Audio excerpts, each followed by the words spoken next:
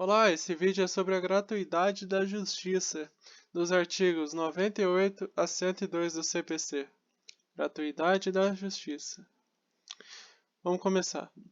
Toda pessoa natural ou jurídica, brasileira ou estrangeira, com insuficiência de recursos para pagar suas custas, despesas processuais, honorários advocatícios, tem direito à gratuidade da justiça, conforme artigo 98 do CPC. O pedido de gratuidade é feito em regra na petição inicial ou na contestação, podendo ser formulada depois, quando a insuficiência sobreveio à proposta da ação. Presume-se verdadeira a alegação de insuficiência deduzida por pessoa natural. Já a pessoa jurídica, no caso da pessoa jurídica, ao inverso do que ocorre com as pessoas naturais, a pessoa jurídica, para obter o benefício da assistência judiciária gratuita, deve provar a carência de recursos. No entanto, tal pode ser dispensado quando a penúria financeira é pública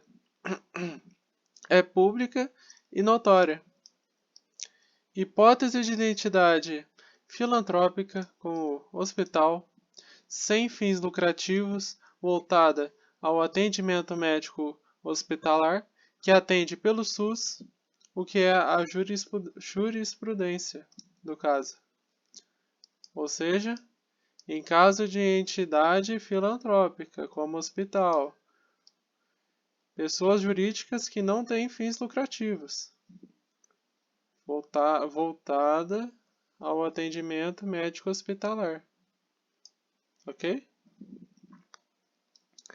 A lei que regulamenta a justiça gratuita é a Lei número 1060 de 1950, com dispositivos revogados pelo novo Código de Processo Civil e que exige simples declaração do interessado para ser concedida, ao passo que a assistência judiciária gratuita,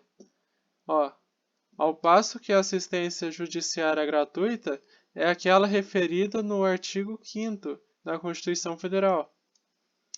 Não se deve confundir a justiça gratuita com a assistência jurídica gratuita. Importante saber, não confunda. Justiça gratuita com assistência jurídica gratuita.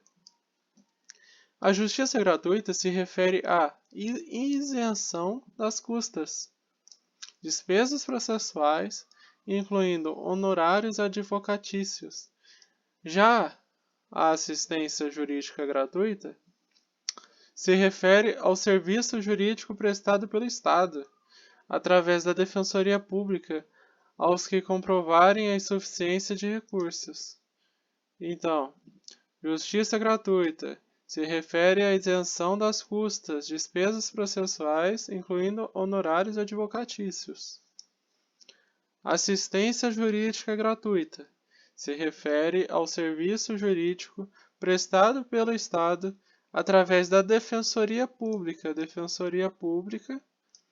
aos que comprovarem a insuficiência de recursos. Assistência jurídica gratuita, Defensoria Pública. Justiça gratuita, isenção de custas. Lembre-se disso. Justiça gratuita, isenção de custas. Assistência jurídica gratuita, Defensoria Pública. Quanto ao direito à gratuidade, devemos pensar assim: a gratuidade da justiça diz respeito à isenção do pagamento das custas e despesas processuais, bem como dos honorários advocatícios do patrono da parte contrária. Terão direito à gratuidade as pessoas naturais e jurídicas, os brasileiros e estrangeiros, residentes ou não no Brasil. O benefício da gratuidade atinge todas as custas do processo. Todas as custas do processo, o benefício da gratuidade atinge. Especialmente aquelas enumeradas no artigo 98, incisos 1º a 9º, parágrafo 1º, do Código de Processo Civil. Esse rol não é taxativo. Esse rol não é taxativo. A gratuidade não exime o beneficiário do pagamento das multas a que tenha sido condenado, que devem ser pagas ao final do processo. Olha só, a gratuidade ela não exime o beneficiário do pagamento das multas. Multas não estão incluídas na gratuidade. Multas que a parte tenha sido condenada, que devem ser pagas ao final do processo. A gratuidade não tira a responsabilidade do beneficiário pelo pagamento das despesas processuais e dos honorários advocatícios. Isso significa que, quando vencida no processo, a sentença deverá condenar o beneficiário no pagamento das verbas de sucumbência. Todavia, essa obrigação ficará sob condição suspensiva e só poderá ser exigida se sobrevier mudança na sua condição financeira no prazo prescricional de 5 anos, contados do trânsito em julgado daquela sentença. Ou seja, não é porque a pessoa tem a gratuidade que ela não vai ser obrigada a arcar com as custas sucumbenciais. Só que isso fica sob condição suspensiva e só poderá ser exigida se sobrevier mudança na sua condição financeira. Caso ocorra mudança na sua condição financeira no prazo prescricional de 5 anos, contados do trânsito em julgado daquela sentença. Quem pode requerer o benefício da justiça gratuita? O benefício da justiça gratuita pode ser requerido por quaisquer das partes ou pelo terceiro interveniente, pelo autor da petição inicial, pelo réu na contestação, pelo terceiro na petição em que o requerer o seu ingresso nos autos ou nos recursos. Indeferimento do pedido de gratuidade. O pedido de gratuidade pode ser indeferido. Feito o requerimento, o juiz somente poderá indeferi-lo se houver nos autos elementos suficientes a evidenciar a falta dos pressupostos legais. Mas antes de fazê-lo, deverá dar ao requerente a possibilidade de comprovar o preenchimento dos pressupostos. O juiz não poderá indeferir o pedido de plano sem ouvir o requerente e permitir-lhe comprovar o alegado.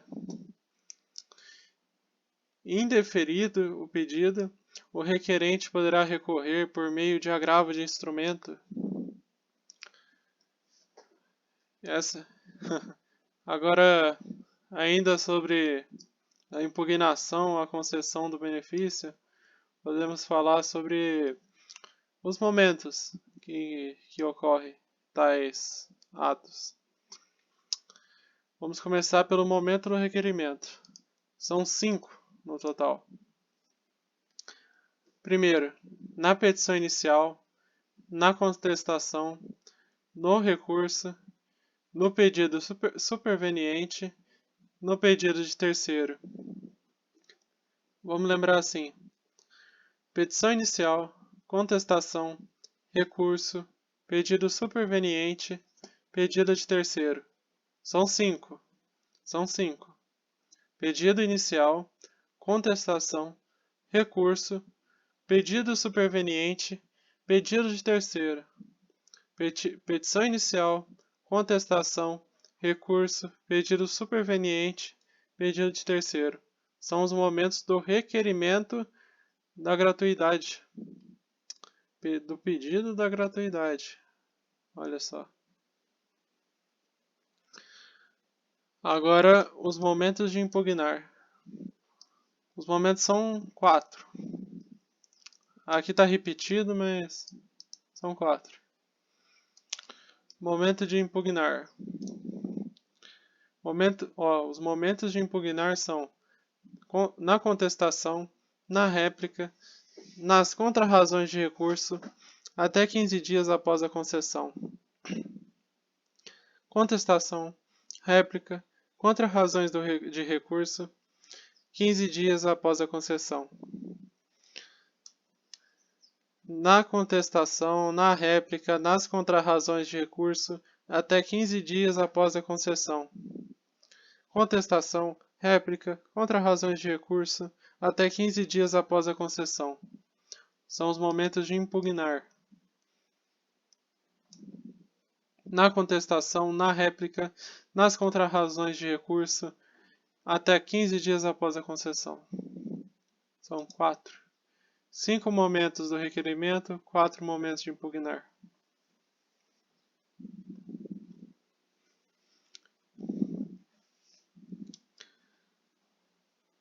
Importante, caso ocorra o indeferimento do pedido, o requerente poderá recorrer por meio de agravo de instrumento.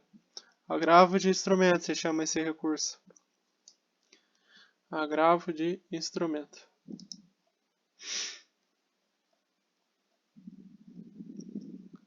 A impugnação será ofertada nos próprios autos, sem suspensão do processo. Lembre-se, não ocorre a suspensão do processo. E será decidida pelo juiz em seguida, acolhendo-a ou rejeitando-a. Cabe ao juiz decidir se rejeita ou se acolhe a impugnação. Se acolhida a impugnação, revogado o benefício. A parte ficará obrigada ao recolhimento das custas que tiver deixado de adiantar, podendo ainda ser condenada ao pagamento em caso de má-fé de até 10 vezes o seu valor, a título de multa revertida em prol da fazenda pública. Vamos repetir. Se acolhida a impugnação, é revogado o benefício. A parte ficará obrigada ao recolhimento das custas que tiver deixado de adiantar. Ele vai ter que pagar tudo. Tudo. O que ele deixou de pagar e o que ele vai pagar. Passado e futuro. Podendo ainda ser condenada ao pagamento em caso de má-fé, de até 10 vezes o seu valor, a título de multa revertida em prol da fazenda pública. Recursos cabíveis. Contra a decisão que indefere ou revoga o benefício, caberá recurso de agravo de instrumento, o nome do recurso. E caso ocorra a impugnação do seu pedido ou contramedidas dessa espécie, você utilizará do recurso de agravo de instrumento, a não ser que a questão seja resolvida na sentença, cabendo o recurso de apelação.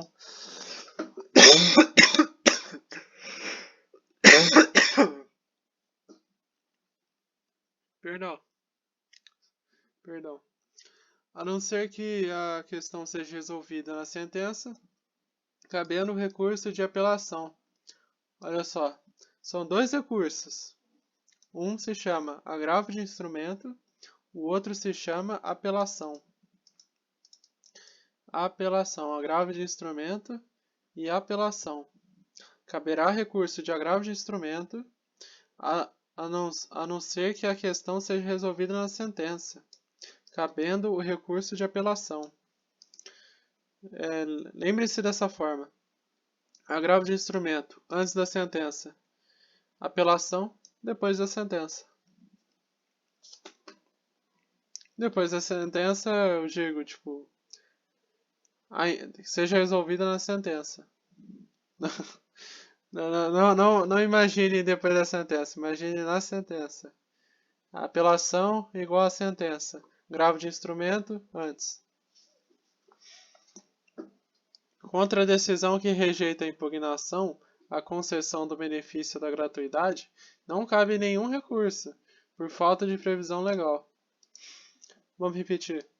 Contra a decisão que rejeita a impugnação, a concessão do benefício da gratuidade não cabe nenhum recurso por falta de previsão legal.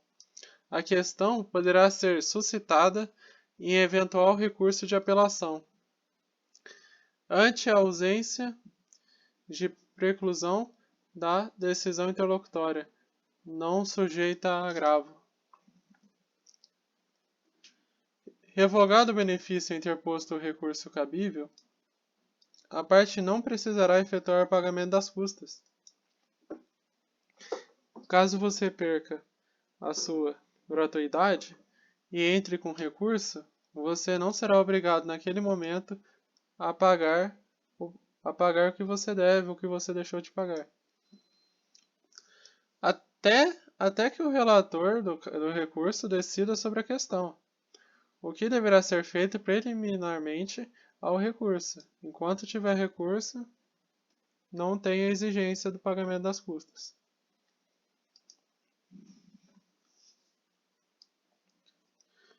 Confirmada a denegação ou a revogação, o recorrente deverá pagar as custas no prazo de 5 dias, sob pena de não conhecimento do recurso. Aqui, ó, data importante. 5 dias. Enquanto o outro que a gente decorou era 5 anos, 5 anos, né? Após o trânsito em julgado, a pessoa que deva pagar honorários sucumbenciais, ele tem um prazo de 5 anos em condição suspensiva para pagar, caso haja alguma mudança, caso aconteça alguma mudança no seu financeiro. Já aqui, confirmada a denegação ou revogação, o recorrente deverá pagar as custas no prazo de 5 dias, sob pena de não conhecimento do recurso. Caso seja revogada, 5 dias para pagar. Confirmada a revogação, denegação. 5 dias. Sobre a sanção, o não recolhimento das custas depois de confirmada definitivamente a denegação ou a revogação do benefício no prazo fixado pelo juiz implica em sanções drásticas. Vejam só. Se for o autor, o processo será julgado extinto sem resolução de mérito.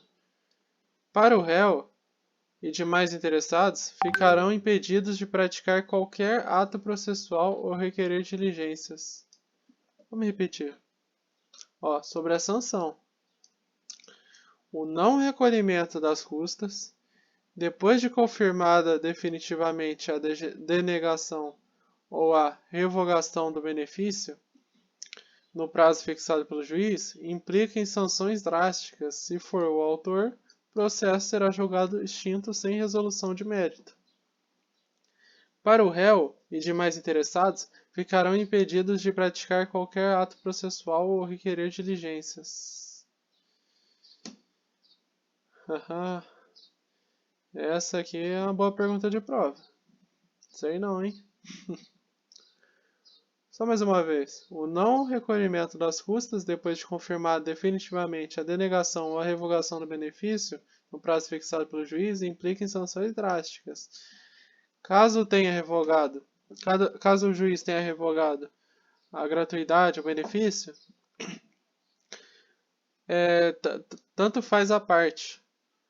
Ela tem um prazo fixado para pagar, senão vai resultar em sanções drásticas. O autor, se for o autor, extingue o processo, sem resolução de mérito. Se for o réu e demais interessados, ficarão impedidos de praticar qualquer ato processual ou requerer diligências. Dos procuradores, Código de Processo Civil, artigos 103 a 107. No livro de Ética de Salles e Mendes, de 2015, diz: Postulação é o ato de requerer ou exigir a prestação jurisdicional do Estado. Exige qualificação técnica, promove privativamente o advogado em nome de seu cliente. Esta é a função tradicional, historicamente, cometida à advocacia. O advogado tem o monopólio da assistência e da representação em das partes em juízo.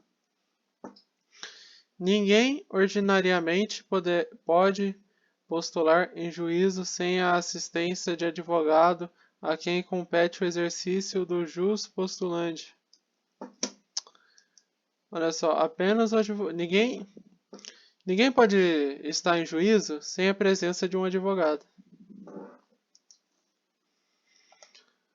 A capacidade postulatória é a capacidade deferida aos advogados que lhes permite representar outrem em juízo. No processo civil, as partes devem ser representadas por advogado, regularmente inscrito na OAB, conforme artigo 103 do Código de Processo Civil. Se a parte não tiver condições econômicas de contratar um advogado particular, deverá buscar amparo na Defensoria Pública. É permitido ao advogado postular como autor ou réu em causa própria. Lembrando, o advogado ele pode postular em causa própria como autor ou réu, conforme artigo 103, parágrafo único do CPC. Mandato e procuração. O contrato que se estabelece entre o cliente e o advogado denomina-se mandato, com T. Não vai confundir. É mandato. O contrato que se estabelece entre o cliente e o advogado denomina-se mandato. Ele está previsto no artigo 653, primeira parte do Código Civil. Diz o artigo 653. Opera-se um mandato quando alguém recebe de outrem poderes para em seu nome praticar atos ou administrar interesses.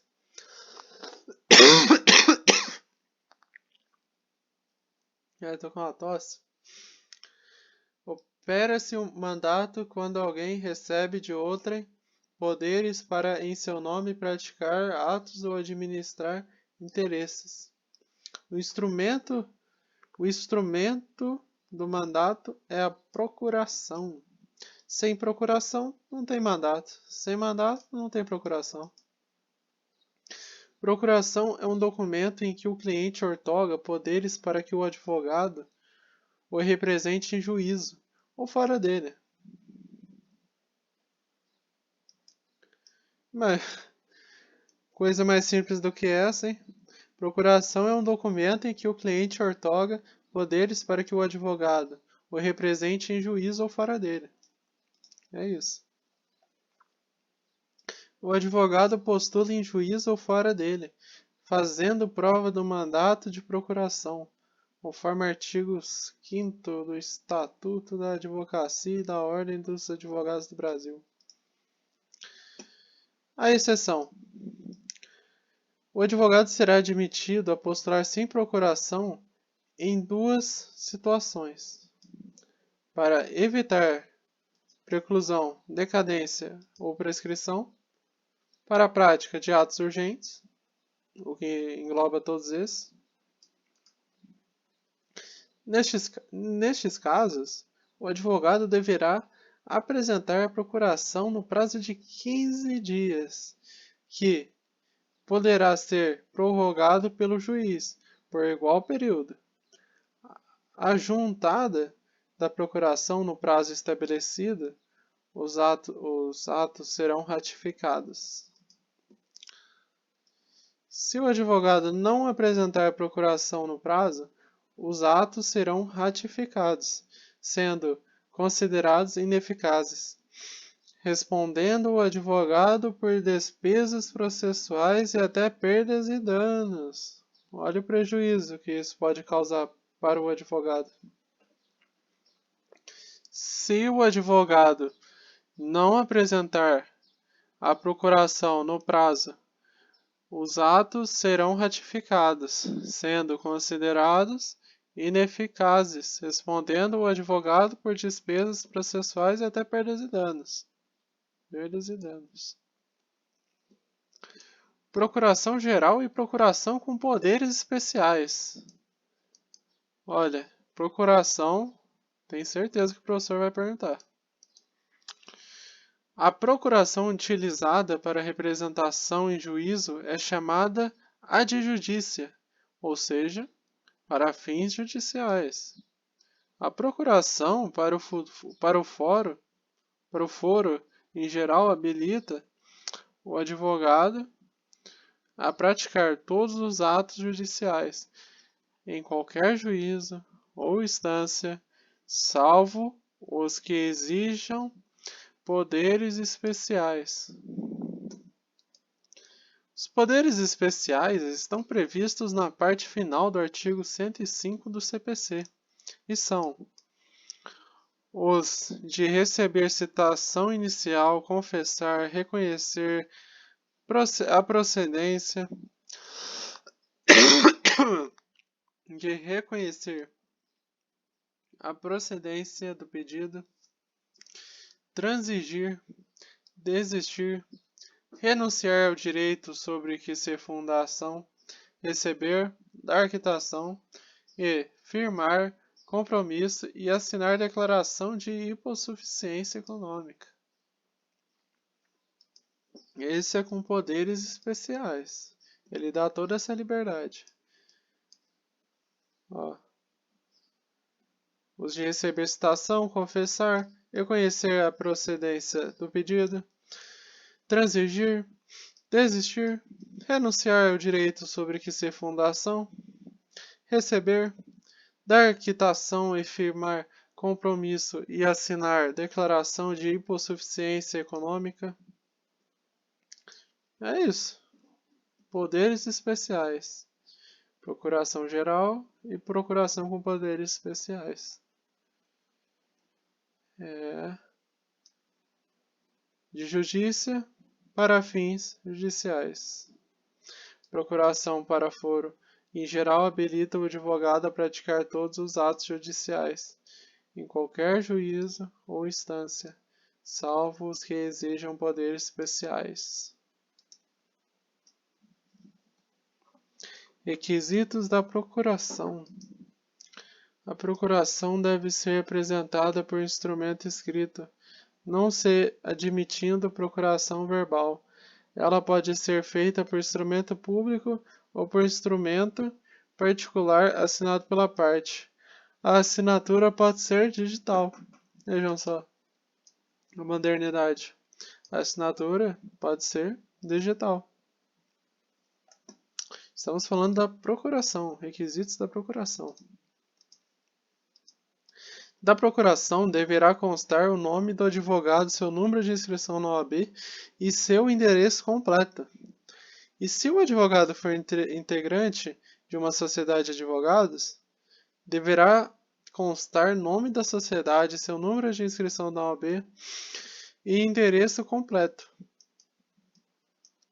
Também deverá constar, se houver, os poderes especiais e o seu prazo de validade, entendendo-se na omissão que ela é eficaz para todos os atos do processo até o fim, incluindo o cumprimento de sentença. Vamos voltar aqui. A procuração deve ser apresentada por instrumento escrito, não se admitindo procuração verbal, somente instrumento escrito, não se admitindo procuração verbal. Ela pode ser feita por instrumento público ou por instrumento particular assinado pela parte. A assinatura pode ser digital. Postulação em causa própria. Artigo 106 do CPC. O advogado, quando for parte no processo, pode postular em causa própria, ou seja, pode se autorrepresentar, como diz no artigo 103, parágrafo único do CPC. Neste caso, por óbvio, não há necessidade de se juntar à procuração. Vejam só. Você, se você é advogado, você pode postular em causa própria. Para que a procuração? Quando o advogado postular em causa própria, deverá, primeiro, declarar na petição inicial ou na contestação o seu número de inscrição da OAB e seu endereço completo e, se pertencer a uma sociedade de advogados, o nome desta. E segundo, comunicar em juízo qualquer mudança de endereço. Qualquer mudança de endereço, comunicar ao juízo. Se o advogado descumprir o primeiro item, o juiz deverá ordenar que se supra a omissão sob pena de indeferimento da inicial. Se o advogado descumprir o item 2, serão consideradas válidas as intimações enviadas por carta registrada ou por meio eletrônico constante dos autos. Se o advogado descumprir o primeiro item, o juiz deverá ordenar que se supra a omissão sob pena de indeferimento da inicial. Se o advogado descumprir o item 2, serão consideradas válidas as intimações enviadas por carta registrada ou por meio eletrônico constante nos autos. Prerrogativas dos advogados no fórum. Artigo 107 do CPC. O artigo 107 lista os direitos dos advogados em relação à ter vista dos processos judiciais. São eles: primeiro, examinar mesmo sem procuração, em cartório de fórum ou secretaria de tribunal, qualquer processo, independentemente da fase em que se encontra, podendo obter cópias ou fazer notações, salvo em caso de segredo de justiça, conforme a regra prevista no EAOAB. Artigo 7º. Segundo, requerer como advogado constituído vista dos autos fora de cartório pelo prazo de 5 dias, conforme previsto também no EAOAB, artigo 7º. Terceiro, retirar os autos de cartório ou da secretaria pelo prazo legal, sempre que lhes couber falar nos autos por determinação do juiz. Para ter vista dos autos fora de cartório, o advogado deverá assinar a carga em um livro ou documento próprio. Se o prazo judicial for comum, os advogados somente poderão retirá-los de cartório ou secretaria em conjunto ou mediante ajuste prévio por petição. Sobre a carga rápida, no caso de prazo comum às partes, o advogado constituído nos autos por procuração poderá retirar os autos de cartório para obtenção de cópias pelo período de 2 a 6 horas, sem necessidade de ajuste prévio e sem que ocorra solução de continuidade do prazo em andamento. Na praxe forense, dá-se a isso o nome de carga rápida. O advogado que retirar os autos em carga rápida e não o restituir dentro daquele período perderá o direito de nova retirada no mesmo processo, salvo se o juiz prorrogar o prazo. O período de 2 a 6 horas, carga rápida. Quando o advogado ele coleta diretamente do cartório, cópias. E tem o dever de devolver, sem necessidade de ajuste prévio. E sem que ocorra a solução de continuidade do prazo em andamento, na prática forense, dá-se a isso o nome de carga rápida. O advogado que retirar os autos em carga rápida e não restituir dentro daquele período, perderá o direito de nova retirada no mesmo processo, salvo se o juiz prorrogar o prazo. 2 a 6 horas. 2 a 6 horas.